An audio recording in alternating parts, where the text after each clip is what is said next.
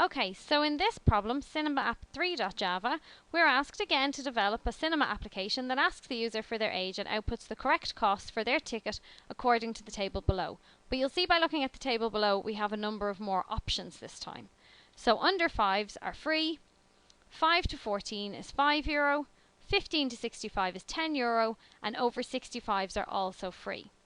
So we'll take a look at this problem now using TextPad again, and we'll go through the code for this particular if statement. So here we are. You'll see here I've saved the file already as cinema-app3.java. Again, we do this before we start writing code because then it helps us to indent our code properly. We start every class with our comment, so cinema-app3.java, the author, F. Sheridan, and then the date, the 15th of October 2013.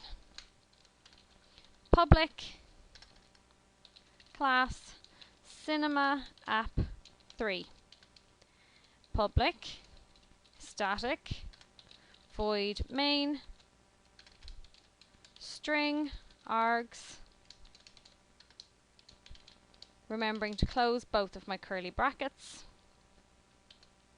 Now we're going to need to get input from the user, so of course we'll import java x.swing.j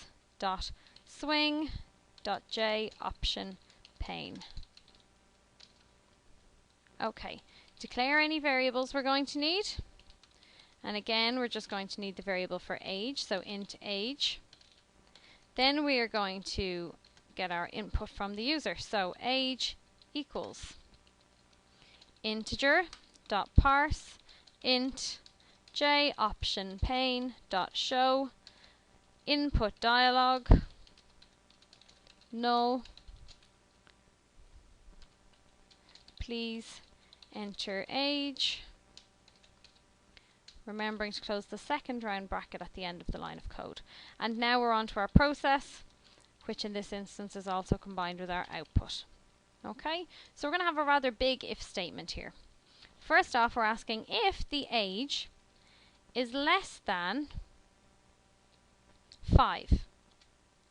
Because if the age is less than 5, then the user gets free admission. So j option pane dot show message dialog null, you get free admission. Okay, and close the curly bracket. That one was straightforward enough. Next, we want to check if they're between 5 and 14. But this time, we don't just want to say else, because we have other conditions to follow. So we'll say else if, so if it's not the first condition, check if age is greater than or equal to 5. So we want anything equal to 5 or bigger. Okay? And age is less than or equal to 14. So let's see what we're doing here. We have a few things going on in this line of code. So now we have our greater than sign. Beforehand we had seen our less than sign in our first condition, but now we have this greater than sign. And if we want to check if something is greater than or equal to, we just accompany it with an equal sign. So you'll see often the operators come in pairs, greater than or equal to, and similarly then on the other side we have less than or equal to.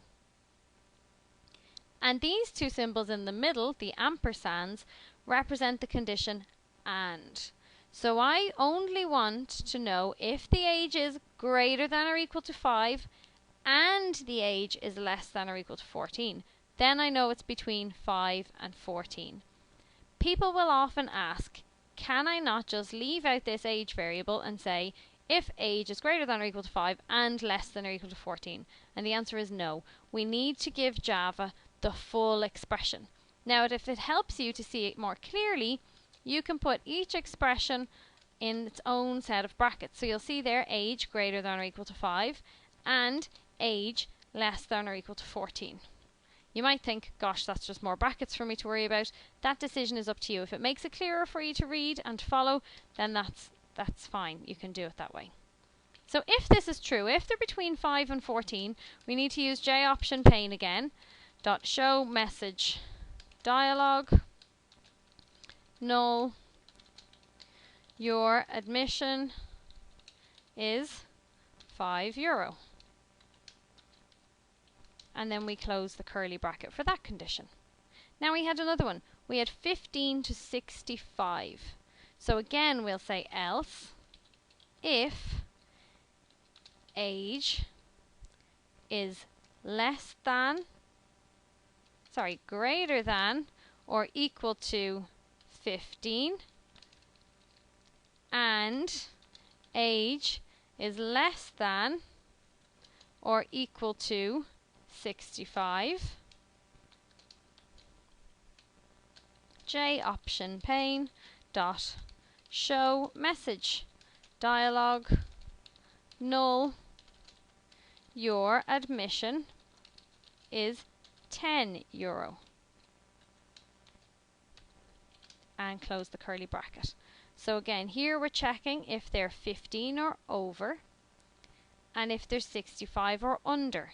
And if both of those conditions are true, that they are greater than 15 and they are under 65, then we'll print this message. And the final message then was else. Okay, so we finished with an else rather than an else if. You'll find it works either way. It's better practice just to finish on an else so that we catch anything we haven't seen so far.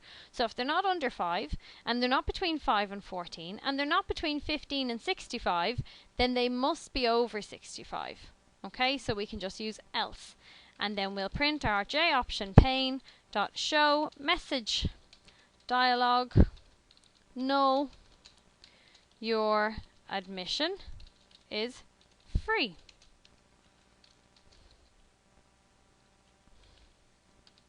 Okay, and again, don't forget to close the curly bracket for the else statement. And you'll see then we have our two brackets at the bottom for our main method and our class. And if we compile that, we get tool completed successfully, and we can run it then, enter your age. So if I'm 75, my admission is free. If I run it again and I'm 4, my admission is free. If I run it again, but this time 25, my admission is €10. And then finally, if we run it again, but the age is 8, then the admission is €5. Okay? And that's how we would handle multiple conditions in one if statement. So we're testing our age for 4 different conditions. Now, what you will have noticed is that if they're over 65, the admission is free. And if they're under 5, they get free admission. And Java being what it is, and programming being what it is, there has to be a quicker way to handle this. So what we could actually have done is we could make a couple of changes here. Up the top, where we've said if age is less than 5, we can put that in brackets. And we can then say, or age is greater than or equal to 65, or 66, sorry. Okay?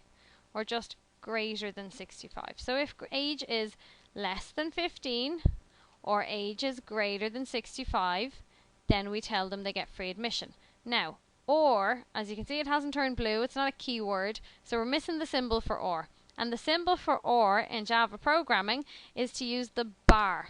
So we have to use 2 bars, and they are located on the keyboard on the button next to Shift. So between Shift and Z on the keyboard, okay, you'll find this bar symbol. And you need 2 bars to represent the condition or. So we're saying if age is less than 5 or age is greater than 65, then print you get free admission. Remembering, of course, that we should always finish with an else. So we go on to say, else if age is between 5 and 14, your admission is €5. And if they're not under 5 or over 65, and they're not between 5 and 14, then they must be between 5 and 65. So actually what we can do is we can remove this condition and we turn this one into an else. The last one we've already done. We've handled that up the top, so we can take that out. So what we've done now is we've reduced our number of lines of code, which is always good, and we've made our if statement a little bit shorter by using our symbols for or. So now we've used and we've used or. And in previous examples you've seen equal to. We've also seen greater than or equal to, less than or equal to, just plain less than and greater than. Okay, so the trickiest bit of this is probably going to be remembering which one's less than and which one's greater than, but you'll quickly get the hang of it. So let's run this again just to see that it runs the way that we need it to. Okay, I have an error here and it's telling me bracket expected. So if I double click that error, it brings me to the line of code where my problem is, and you'll see I've encased this in round brackets and I've encased this in round brackets, but in fact this bracket hasn't been closed, so I have to add in another round bracket. That's all. So I compile it again and I get tool completed successfully, and then when I run it, you'll see now if I enter 66, it still tells me I get free admission. So it's still working exactly the way that we wanted it to, but we've managed to do it with less lines of code. So that's the basics of if statements. Okay, so we have our if, we have else if, we have else, and we use the three of those in different combinations to test conditions. And if a particular condition is true, or conditions are true, we print a particular statement or we perform a particular action. In this instance we're printing. It's not always going to be printing. Sometimes it will be do a calculation or to perform a number of instructions.